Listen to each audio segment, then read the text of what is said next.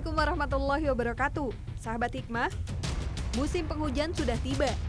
Tak hanya ancaman banjir, kemunculan ular pun membuat resah warga di beberapa daerah. Beberapa ahli berpendapat, alih fungsi lahan yang tak terkendali ditambah banjir membuat ular mencari tempat yang hangat dan lembab untuk bertelur. Contohnya, kasus masuknya kobra betina sepanjang 3 meter ke dalam pemukiman warga di daerah Lubuk Kilangan, Sumatera Barat, September lalu. Untungnya, kobra betina tersebut berhasil diamankan oleh anggota damkar dan tidak ada korban jiwa. Kobra yang diperkirakan berusia 5 tahun itu pun dikembalikan ke habitat asalnya. Ular sebenarnya hanya akan menggigit jika merasa terancam. Ada juga ular yang menyerang ketika bertemu dengan sumber panas, seperti Blue Insularis Viper ini. Meski terlihat cantik, ular ini sama berbahayanya dengan ular kobra.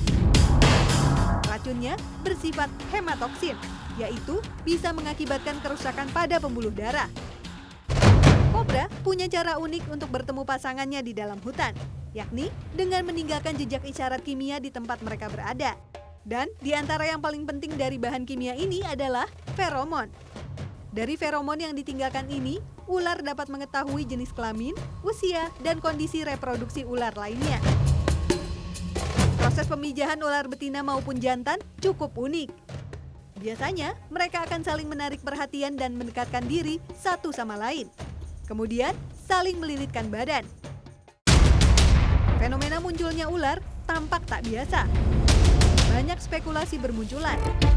Salah satunya sebagai salah satu tanda akhir zaman.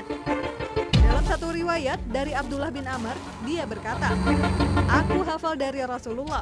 Sabda beliau, sesungguhnya pertanda yang pertama-tama muncul menjelang kiamat ialah terbitnya matahari dari barat dan munculnya binatang melata menemui manusia pada waktu duha. Mana saja dari keduanya yang lebih dulu terjadi, maka tidak lama sesudah itu, yang lainnya pun segera terjadi. Hadis riwayat Abu Daud dan Ibnu Majah. Sahabat Hikmah, ular memang punya sejarah kelam dengan manusia. Dalam tafsirnya, Al-Qurtubi menyebut iblis masuk ke dalam surga untuk menggoda Adam melalui perut ular. Dan ularlah satu-satunya binatang yang bersedia setelah iblis menawarkan diri ke semua binatang. Dari Abu Hurairah radhiyallahu anhu, ia berkata, Rasulullah Shallallahu alaihi wasallam bersabda, "Tidaklah kami pernah berdamai dengannya, ular, sejak kami memusuhinya. Maka barang siapa yang membiarkannya lantaran rasa takut, maka ia tidak termasuk golongan kami." Hadis riwayat Abu Daud. Sebagian besar ular memang punya bisa yang berbahaya. Karenanya, ia termasuk hewan yang diwaspadai. Dan bila merasa takut atau terganggu, Rasulullah Shallallahu alaihi wasallam memerintahkan untuk membunuh ular. Namun, bila ular ada di dalam rumah, ada perbedaan pendapat di kalangan ulama. Ada yang membolehkan dan ada yang tidak. Namun, pendapat yang lebih utama adalah keharusan mengusir dan memperingatkan ular terlebih dahulu selama 3 hari. Bila ular tidak pergi, maka boleh membunuhnya. Namun, hal ini tidak berlaku untuk jenis ular tertentu. Abu Lubabah Al-Ansari mengatakan, "Aku mendengar bahwa Rasulullah melarang kami membunuh ular yang ada di dalam rumah, kecuali ular yang berekor pendek atau yang putus ekornya, dan mempunyai 2 garis lurus berwarna putih di punggungnya. Ular yang seperti ini mampu membutakan mata manusia dan membunuh janin di dalam kandungan ibu hamil." Hadis riwayat Muslim dan Ahmad.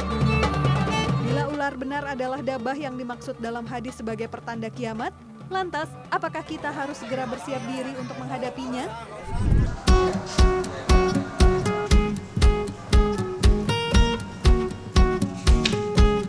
Masya Allah, dabah.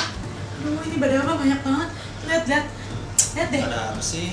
Ini lihat, banyak ular muncul di mana-mana. Ini pasti dabah. Asli ini kiamat bentar lagi. Ini tuh udah tanda-tanda kiamat, serem banget, lihat deh. Nih, Coba. Serem banget kan? Tuh, itu tuh udah pasti dabah. Nah, kalau gitu kita siap-siap yuk. Wah, lumayan. Kiamat.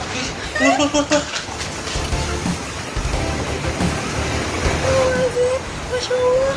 Oh, kiamat. Astagfirullahaladzim. Masya Allah.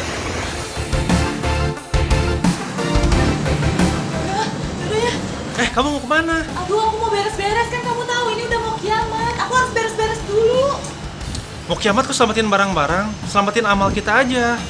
Astagfirullah. Iya ya. Assalamualaikum warahmatullahi wabarakatuh. Sahabat hikmah yang dirahmati oleh Allah Subhanahu wa taala. Kiamat sudah dekat. Kalimat ini sangat akrab dengan kehidupan kita hari ini. Orang-orang mulai menebak-nebak kapan kiamat terjadi. Bahkan banyak yang berusaha mencocok-cocokkan fenomena-fenomena yang terjadi hari ini dengan dekatnya hari kiamat. Seberapa penting sih sebenarnya kita tahu kapan kiamat itu terjadi? Memang hari kiamat adalah peristiwa besar. Bahkan dari sejak hari pertama Rasulullah SAW berdakwah di Bukit Safa, Nabi sudah ingatkan orang-orang Quraisy, "Walladzi nafsi biyadih la tamutunna kama tanamun wa la tub'atsunna kama tastayqizun." Demi Allah yang jiwaku berada di dalam genggamannya, kalian semua akan mati sebagaimana kalian tertidur, dan kalian akan dibangkitkan sebagaimana kalian terbangun dari tidur. Ini semua menunjukkan betapa pentingnya mengimani hari kiamat, tapi bukan kapan kiamat itu terjadi. Suatu hari, sebagaimana hadis yang disampaikan dari Anas bin Malik, seorang Arab pegunungan datang ke Rasulullah SAW dan bertanya, "Mata sa'ah? Kapan hari kiamat?" Rasulullah tidak menjawab, justru mengalihkan pertanyaan yang jauh lebih penting.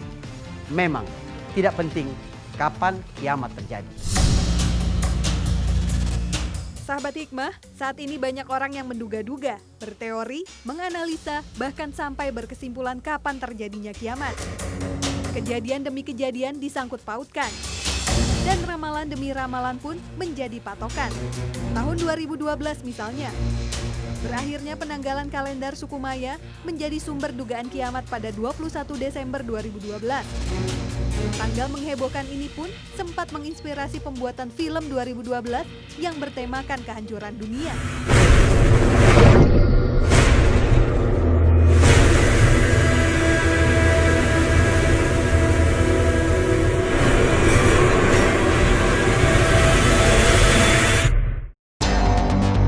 Kemudian ada pula teori tabrakan bumi dengan planet Nibiru yang menyebabkan kehancuran dunia. Namun, berkali-kali dugaan kapan terjadinya tabrakan ini digembar-gemborkan, berkali-kali pula tak terbukti. Ya, ramalan, dugaan, atau teori tentang kapan terjadinya kiamat memang menjadi cerita yang menghebohkan. Banyak yang mengabaikan, tapi banyak pula yang percaya. Firman Allah dalam Al-Quran, mereka menanyakan kepadamu tentang kiamat, bilakah terjadinya? Katakanlah, sesungguhnya pengetahuan tentang kiamat itu adalah pada sisi Tuhanku. Tidak seorang pun yang dapat menjelaskan waktu kedatangannya selain Dia. Al-Quran, Surat Al-A'raf, ayat 187. Sahabat hikmah, dari ayat tadi jelas bahwa tak ada seorang pun manusia yang tahu kapan kiamat terjadi. Meski mereka mengait-ngaitkan dengan segala kejadian di muka bumi. Bahkan, Syahibus Syu'ur, sang peniup sangkakala sendiri, selalu memandang arsy menunggu perintah Allah Subhanahu wa taala. Dari Abu Hurairah radhiyallahu anhu, Rasulullah shallallahu alaihi wasallam bersabda, "Sesungguhnya pandangan malaikat peniup sangkakala telah bersiap sejak dia diperintahkan. Dia selalu memandang ke arah arsy karena khawatir dia diperintahkan ketika matanya berkedip. Kedua matanya seperti bintang berkilau." Hadis riwayat Al-Hakim. Peristiwa kiamat adalah peristiwa yang sangat besar. Karena itu dia diperbincangkan dengan hangat setiap waktu. Tapi apakah itu berarti bahwa kiamat akan terjadi 10 atau 20 tahun kemudian? Sama sekali berbeda. Rasulullah SAW bersabda, "Bu'ithtu ana was-sa'ah kahatain." Antara aku diutus dengan hari kiamat seperti dua jari ini. Apakah itu berarti memang dekat? Mengukur sesuatu harus dengan ukuran yang adil. Apakah 1 kilogram itu berat? Tergantung objek yang kita ukur. Karena itu, ketika Rasulullah SAW menyebutkan perumpamaan antara dirinya diutus dengan terjadinya kiamat seperti dua jari ini, para ulama memiliki penafsiran yang berbeda-beda. Namun, dalam urusan yang gaib, kita harus tetap menunggu informasi yang pasti baru berani berbicara. Namun yang paling masuk akal adalah penafsiran bahwa antara jari telunjuk dan jari tengah yang diisyaratkan oleh Rasulullah SAW tidak ada jari lain. Artinya Antara nabi diutus dengan hari kiamat, tidak ada nabi lain. Bukan hanya tentang dekatnya hari kiamat. Jika itu juga mengisyaratkan dekatnya antara Rasulullah SAW diutus dengan hari kiamat, maka kita perlu melihat seberapa umur bumi sebelum Rasulullah SAW diutus. Atau umur semesta yang lebih jauh lagi. Yang lebih bahaya dari itu adalah upaya untuk cocokologi dari peristiwa yang terjadi dengan hadis-hadis yang berkenaan tentang hari kiamat. Apalagi banyak hadis yang diambil itu bukan hadis-hadis yang sahih. Kebanyakan hadis yang berbicara tentang tanggal akan satu peristiwa adalah hadis yang tidak bisa dipertanggungjawabkan menurut para ahli hadis. Misalnya tentang umur umat ini 1500 tahun. Ini adalah hadis yang tidak bisa untuk dipertanggungjawabkan. Walaupun pada hadis-hadis yang berkenaan dengan tanda hari kiamat, maka mencoba-coba mencocokkannya dengan peristiwa-peristiwa yang terjadi di muka bumi. Konflik yang terjadi di Timur Tengah, peledakan gedung WTC 11 September dulu, serta kabut asap yang pernah melanda negeri ini adalah sesuatu kenaifan dan kebodohan. Sahabat Hikmah, sebelum kita membahas lebih jauh tentang batasan iman kepada hari akhir, kita tanya-tanya dulu yuk sahabat-sahabat Hikmah ini. Siapa ya? Israfil ya Pak. Malaikat Rokib ya? Itu kan? Rokib. Malaikat Israfil. Makasih untuk Hikmat Trans 7. Iya, jawabannya adalah malaikat Israfil. Meski sebenarnya nama Israfil tidak ada dalam Al-Quran, namun ijma ulama terdahulu yang masyhur dan diamalkan oleh banyak ulama saat ini menyatakan bahwa malaikat Israfil lah yang bertugas meniup sangkakala. Imam Al-Qurtubi dalam At-Tazkirah berkata, ulama kami berkata, umat-umat telah bersepakat bahwa yang akan meniup sangkakala adalah malaikat Israfil alaihi salam. Saat sangkakala dibunyikan pertama kali, seisi dunia porak-poranda. Manusia saling berlarian dan tak ada tempat bersembunyi. Tanah tempat makhluk berpijak terbolak-balik, tak ada seorang pun bisa menghindar. Jika tidak penting kapan kiamat terjadi, lalu apa yang penting? Ada tidak batasan-batasan yang benar bersikap dalam keimanan kepada hari kiamat ini? Sesungguhnya mengikuti rasa ingin tahu yang berlebihan terhadap hal-hal yang gaib bukan akhlak umat ini, tapi akhlak yang tercela dari para ahli kitab terdahulu. Allah menyebut mereka dengan rajman bil ghaib. Mereka menebak-nebak dengan yang gaib. Tentang hari kiamat, Allah bahkan mencela orang yang bertanya hal itu. Di dalam surat Al-A'raf ayat 187, Allah Subhanahu wa taala berfirman, "Yas'alunaka 'anis sa'ati ayyana mursaha." Mereka bertanya kepada engkau Muhammad tentang hari kiamat kapan terjadi. Qul, jawab ya Muhammad, "Innama 'ilmuha 'inda Rabbi, la yujalliha liwaqtiha illa huwa." Sesungguhnya yang mengetahui ilmunya hanya Allah Subhanahu wa taala. Kapan kiamat itu akan terjadi? Mengapa tidak penting kita tahu? Karena itu bukan urusan kita dan berat kalau kita fokus ke situ. Thaqulat fis samawati wal ard. Berat di langit dan di bumi. La ta'tikum illa baghtah. Kiamat itu datang memang secara tiba-tiba. Lalu apa sih yang penting yang perlu kita ketahui? Bagaimana Nabi SAW menjawab ketika ada seorang Arab gunung yang bertanya tadi kepadanya? Nabi berkata, ma'a'adat talaha. Nabi mengalihkan kepada pertanyaan yang jauh lebih bermanfaat dan produktif. Ma'a'adat talaha. Kamu sudah menyiapkan apa? Kata Rasulullah SAW. Sahabat itu menjawab, hubbullahi wa rasulih. Aku memiliki cinta kepada Allah dan kepada Rasulnya. Dalam hadis riwayat Muslim disebutkan, aku tidak menyiapkan banyak salat, banyak puasa, banyak sedekah, tapi aku mencintai Allah dan Rasulnya. Nabi berkata, engkau akan dibangkitkan bersama orang yang engkau cintai. Kata Anas bin Malik, hadis ini adalah hadis yang paling menghibur kami setelah nikmat Islam yang telah kami rasakan. Bayangkan ketika orang mau pergi haji hanya beberapa hari dan akan kembali lagi ke tanah air, disuruh berbekal ketakwaan. Wa tazawwadu fa inna khairaz zadit taqwa. Berbekallah kamu karena sebaik-baik bekal adalah ketakwaan. Bagaimana dengan perjalanan abadi ke negeri akhirat? Berbekallah, itu jauh lebih bermanfaat daripada mengikuti rasa ingin tahu kapan kiamat terjadi. Sahabat Hikmah, Allah Subhanahu wa taala pun telah berkali-kali mewanti-wanti manusia tentang dahsyatnya hari kiamat. Ada sekitar 282 kali istilah berbeda dalam Al-Quran yang menyebutkannya. Seperti Yaumul Qiyamah, Sa'ah, Al-Akhirah, yaumul akhir, dan lain sebagainya. Tujuannya tak lain agar manusia bisa merenungi dan mengambil hikmah di dalamnya. Bertakwa dan berbuat kebajikanlah seperti yang Allah Subhanahu wa taala tetapkan dan Rasul Shallallahu alaihi wasallam contohkan. Sebab tak ada yang bisa menghindar dari kedahsyatan hari kiamat. Bahkan alam semesta pun hancur kedahsyatan kiamat. Firman Allah dalam Al-Qur'an, ingatlah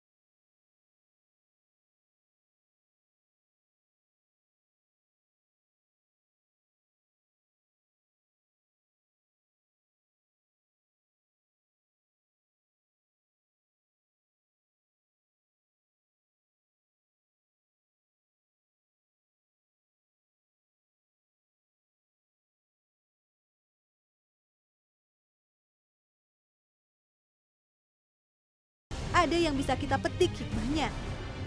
Sahabat hikmah yang dirahmati oleh Allah Subhanahu wa taala, seberapa jauh kehidupan hari ini dengan kehidupan abadi di akhirat? Alhamdulillah pada hari ini ada bintang tamu istimewa bersama kita, Mbak Anissa Trihapsari. Assalamualaikum Waalaikumsalam warahmatullahi wabarakatuh. Sering nggak Mbak Anissa dengar tentang ramalan-ramalan kiamat? Dan seberapa pengaruhnya dalam kehidupan Mbak Anissa? Kita buka contoh ya, oke. kita buka misalnya sosmed lah ya. Itu udah ada bahasan-bahasan mungkin kiamat sudah dekat dan lain sebagainya. Jadi tanpa kita cari pun sebenarnya muncul gitu kan. Aku sempat ikut training, salah satu training. Dari situlah mungkin aku ngerasa bahwa bukan kiamat sudah dekat, tapi selalu mengingatnya kematian terus sih gitu. Seperti itu. Tapi dengan adanya saya belajar gitu kan, terus belajar, dan alhamdulillah kan juga Ustaz tahu ya, Masya Allah ya, yes gitu bagaimana. Jadi kita ya terus menggali, meningkatkan lagi bahwa yaitu bahwa semua ini cuma titipan. Terus setiap saat kita bisa kembali ke Allah. Mungkin ada lagi nggak kira-kira? Ada rasa takut atau apa begitu? Pernah punya pengalaman? Takutnya pengalaman iya, karena saya sebelum berhijab saya pernah ada satu mimpi gitu kan. Mimpinya itu saya waktu itu habis melahirkan. Mungkin dalam keadaan capek juga atau apa, tapi mudah-mudahan sih ini petunjuk dari Allah sih, karena saat itu saya belum berhijab gitu sih. Dan di mimpi itu saya benar-benar yang sakit. Saya minta tolong sama semua keluarga saya, termasuk sama Mas Sultan suami saya pada saat di mimpi itu ya Ustadz ya. Itu mereka sama sekali nggak ada yang bisa menolong saya. Makanya saya sempat setelah bangun gitu saya sempat mengingat bahwa ada satu hadis ya kalau nggak salah, bahwa Allah itu lebih dekat dari urat nadi kita. Itu satu yang saya pahami dalam mimpi itu ya. Ayat ya. Yang kedua, bahwa semua orang itu siapapun dia, keluarga kita tidak ada yang bisa menolong kita kecuali diri kita sendiri. Oh, Masya Allah. Artinya Gitu. tanggung jawab sepenuhnya sama kita. Ya? Iya, jadi semua itu kembali ke diri kita sendiri gitu, walaupun itu anak, suami. Nah di mimpi itu begitu, karena saya minta tolong sama suami, minta tolong sama orang tua, sama kakak, semua nggak ada yang bisa nolong saya di mimpi itu, karena saya sakit gitu. Nah setelah itu yang saya bilang bahwa Allah itu lebih dekat dari urat nadi, ketika saya berkata ya udah saya harus berhijab gitu ya, menutup aurat saya. Belum saya mengucap, baru sampai kerongkongan, dalam hati baru niat, itu saya sehat di situ, di mimpi itu.